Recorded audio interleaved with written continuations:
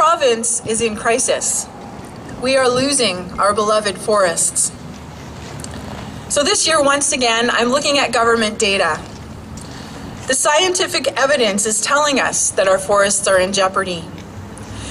In the words of forest ecologist Dr. Brian Horace, each time logging hits a valley, it imposes a severe ecological cost on the site. The wildlife is forcefully altered, soils are disturbed, local climates change, fire risk increases, drought ensues. We're also forced to change the way we use the forests. Camping, fishing, hiking, swimming, these are all negatively affected, and we lose recreation sites. And as we saw in Grand Forks, watershed function is disrupted. Snowpack changes, melting rates and times change, flow is redirected, and human habitats flood. So now citizens are demanding that the government take action to stop the decimation of our forests and the subsequent negative impacts on life and livelihood. BC legislation, in the form of the Forest and Range Practices Act, supports and encourages clear-cutting. It puts timber values and government timber revenues above all the other things we value, including safety. It puts decision-making in the hands of powerful corporate interests that reap huge profits at the expense of the forest and of local communities. This legislation must be changed. And that's why we're here today. Right now, the government of BC is tinkering around, making minor, meaningless changes to a broken system of legislation. The Forest and Range Practices Act, also known as FERPA, has been in effect for about a decade. And during that time, it has been, in essence, a death machine for our forests and the forestry industry as well. And right now, by tinkering around with FERPA, what the government is doing amounts to putting pretty bows and rhinestones on a death machine. It's time to throw out the Forest and Range Practices Act and create a brand new act. We cannot afford anything less. Our forests are in crisis, and we are in crisis. We are threatened with fires, drought, floods, landslides, loss of our water supply, and the loss of food security. We cannot afford to put pretty bows on a self-destructive system. We must use less timber to create better profits. So once again, those three essential components of successful forestry legislation that citizens must be pushing for are public control, ecosystem-based management, and a value-added profit model. We want new legislation, and we want it now. Yeah.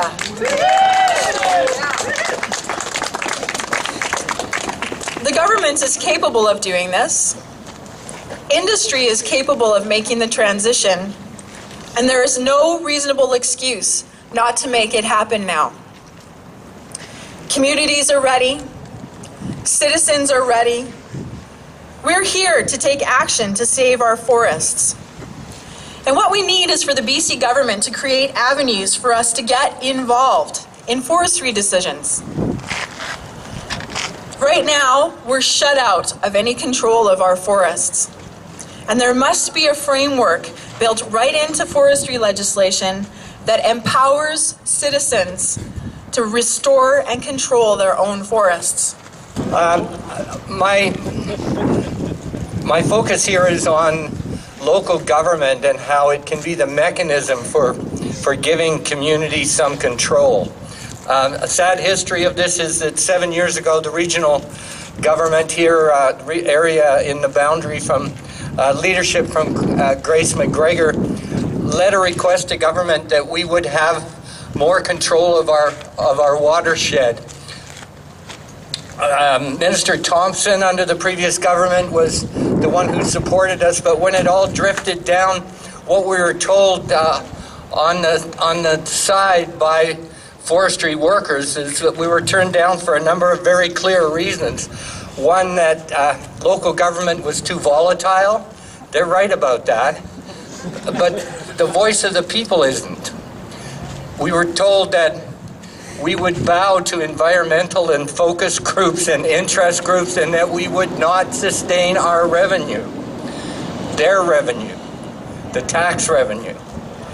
What I saw in a recent gathering at the USCC was clearly that on the books is still that line that says your environment, your water, your long-term health in your community forests, if it collides with our revenue, then the revenue wins. We're not going to compromise our revenue for interest groups and environmental groups. That's still on the books. That shocked me, but tells me that there is a role again for local government to get organized in the boundary. But we need a larger mechanism for community involvement, and I think that's kind of regional control of our watershed. So that's the direction that I believe council and the regional councils should be moving. This is a timed movement where all across the province of BC, people are waking up at the same time. So I really congratulate all the organizers, Jennifer, Ray Hansen, all of these people that are out there basically pointing to this now as a time when the wall will fall. Thank you. Imagine being in a world that was so lush and green and provided everything needed to live. Clean water, plenty of swimmers, greens to harvest, four-leggeds, plentiful and free. Never taking more than you needed, giving back each time you've taken something from this earth. You grow up knowing you are connected to every being on this world. Every crawler, every four-legged, every rock, every tree.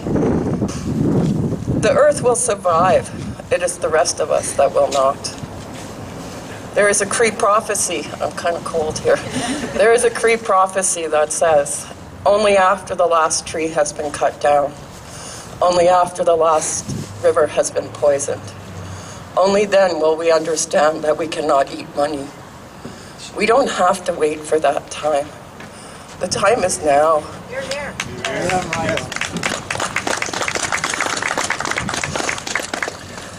This is no one person's fault, because we are all in this together, no matter what race, what gender, or how old you are. We have been trained since birth to be consumers, to feed the rich coffers, and to fight among ourselves for the scraps. So we as a people need to decide if this is the way we want to live. Is this the way we want to die? Or do we want to fight for what is ours? All of ours, every being, every tree, every spider, every crawler. We all have the right to live on this world. It's ours. It's ours. Think about that. All of our future generations, the 7 generations behind us, we're talking for our grandparents who raised us to be better than this. And we have children, we have grandchildren. What are they going to do when we're not here? Think about that. Hi, all my relations.